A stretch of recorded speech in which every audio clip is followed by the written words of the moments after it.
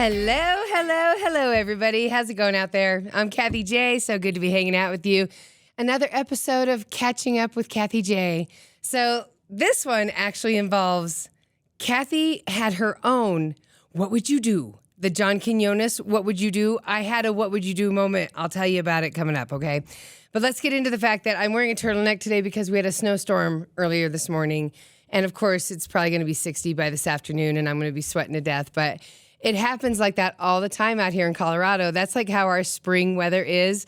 We get these snowstorms, and then they're gone. In fact, like a week ago, we had a huge snowstorm. It dumped like 20 inches on a Thursday, a Wednesday into a Thursday into a Friday. And on Saturday, we were doing the St. Patty's Day parade. It was like amazing, and it was all melted. It's just the way it is here in spring. And that, I mean, like even my daughters, they're 10 and 8. They were on spring break last week. So, I mean, spring break's already here. That means the end of school is going to be here before we know it. Oh, don't even get me into it. Oh, my God. Oh, my God. My back, just thinking about it. I don't know why it went into my back. I don't know why the pain went in my back. But so spring break in between two snowstorms, perfect Colorado weather. But if you are new to Colorado, you need to know this. We're not done. Like, this is spring in Colorado. We get these huge snowstorms. They're wet. They're heavy. The last one usually is around Mother's Day, which I always think is very ironic because when you think about it, like it's like Mother's Day, and it's like Mother Nature's way of saying, you haven't been good to me. I'm gonna dump snow on you one last time. So always count on a last snowstorm around Mother's Day here in Colorado. So this one though had a lot of ice in it, and I hate shoveling ice. Okay, I just said that for my husband to watch because I don't have to shovel. He goes out there like 5 a.m. and shovels. And I'm always like, babe, can I bring you hot cocoa? No. I mean, and of course he can't just shovel our walk. He has to do the neighbors, and he has to do the other neighbors. I mean, I married a Boy Scout. That's what my dad told me. And I was like, yeah, you're right, I did. But wouldn't you want your daughter marrying a Boy Scout? Duh. Okay, so moving on. What I wanted to talk to you about, speaking of like Mother's Day and the last spring and all of this morning, I was such a domestic mom. It was frightening. And I'll tell you what, so my husband, he has to wear, like dress shirts and stuff. So like somebody's got to iron them because we can't do the dry cleaning.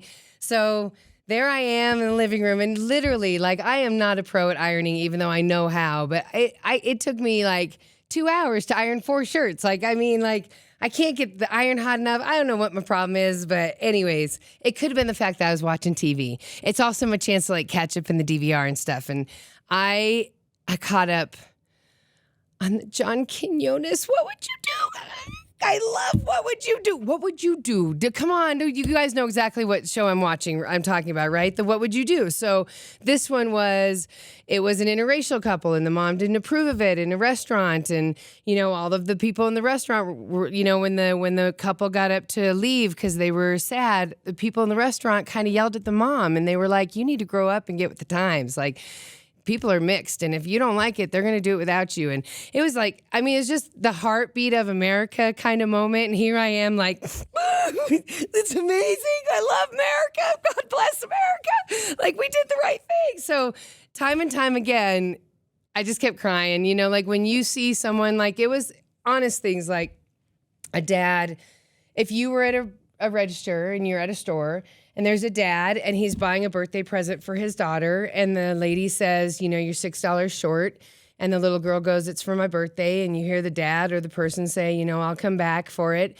What would you do? Would you just say, here, I'll pay the $6. Happy birthday, little kid. Like, I don't want a parent to go without that happiness of being able to give something to their kid. So what would you do? And I think, and by watching the show, the good news is most of us pass the test. When something is happening, we pass the test, but we approach things differently on how we pass the test. For instance, there was a girl and her drink was getting roofied, or he was putting something in it. Okay, and so 3 different examples. One was a guy who watched it happen and then was like, waited to see what was going to happen, and then the girl drank it, and immediately she started feeling tipsy, and that's when the guy realized, okay, he did put something in her drink, and then he protected her and didn't let her leave with that guy. Another couple, they saw the thing go in her drink when she went to the bathroom, and they got up and went and told the bartender, and the bartender came, and then they were like, you totally put something in her drink. So they told, but it was a different approach.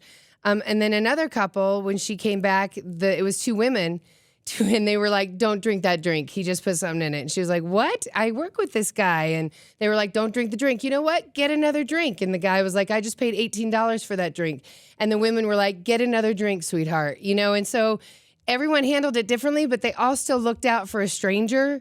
And that's what I love about What Would You Do? We look out for strangers. And if you know anything about me, that's like my whole thing is just look out for people and be nice. And so here's what's so crazy is I had my own What Would You Do? Okay, so let me tell you, what would you do? So last week, my daughters and I have been waiting for the Dreamsicle to come out, okay?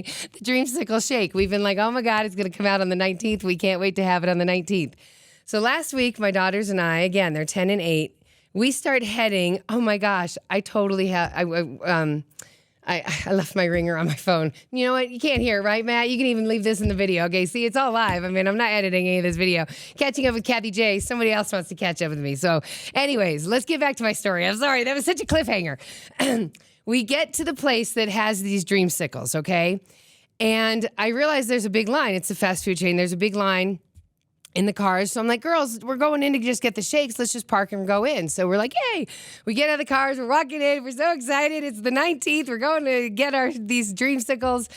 And this guy is walking out. And he's late 20s, early 30s. And he looks right at me. And he looks at the girls. And he says, excuse me. And he grabs his phone. And he goes, excuse me, can I show you something really fast? And I go to lean in, and the girls go to lean in, and I'm like, wait a minute. And then he goes, no, not the girls, just you.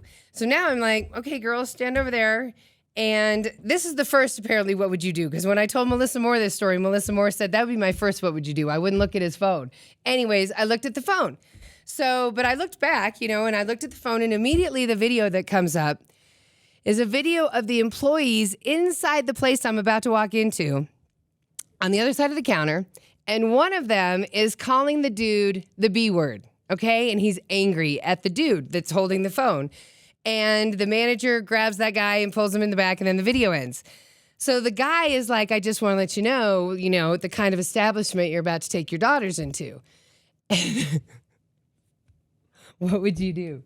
Like, I don't know what the guy did to have that other guy call him the B word. I don't know what I'm walking into.